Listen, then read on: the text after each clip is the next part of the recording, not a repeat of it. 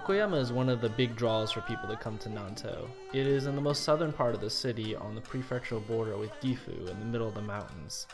Gokayama is a series of 5 valleys that were originally 5 different villages that are now 3 villages, Taira, Kamitaira, and Toga, in the mountains of Nanto.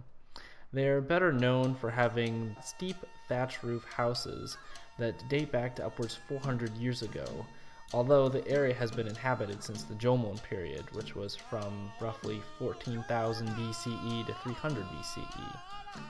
It is said the current form of the village was established by Heikei soldiers who fled after being defeated in battle roughly 800 years ago, and that the songs and dances passed down here are for their descendants to remember their feudal heritage.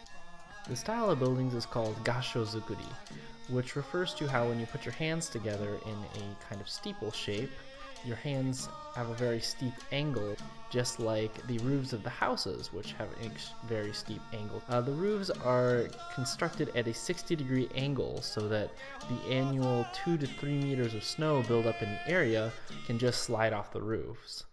They are made without using any nails or mortar and are instead bound with rope to take advantage of physics to jam the different wood beams together. On the lower part of the building, people do their living and their daily lives, while on the upper parts of the buildings, they would do traditional crafts.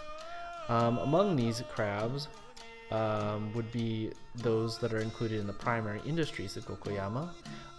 So when it was under control by the Maeda clan during the Edo period, these industries were Japanese papermaking, or washi-zukuri, manufacturing niter, also known as saltpeter. In Japanese they call it ensho, which is the primary ingredient in gunpowder, and raising silkworms. During the Meiji period, some of this production moved over to growing rice, so there are a few rice fields in the area as well. And this is still done to this day, but a lot of these major industries have been kind of converted over into activities for tourist purposes rather than as something that is sold for profit. The main song and dance from Gokayama is called the Mugiyabushi. The Mugi part of its name comes from the Japanese word for wheat, because the song was often sung while harvesting wheat in Gokayama, and in 1952, the song and dance was designated as an intangible cultural asset by the Cultural Assets and Preservation Act. For the dance, people wear kimono with a katana to embody the Heikei warriors of the past, and dance using a straw hat. There is also the Kokiriko dance from Gokayama that is done using several traditional percussion instruments, including the sasara, which is an instrument made of many sticks of bamboo tied together, which makes what they call a sasara sound when played. The dance is considered the oldest folk song and dance in Japan, and one can go see it just by coming to Gokayama. For each of the dances, there is also a festival held in September for both of them that one can go see by attending. Among some of the things you can do in Gokayama include camping, solo making, we have canoeing, we have various museums, and many other things, including this Japanese papermaking experience you can do here in Ainokura village. So please come and try it out.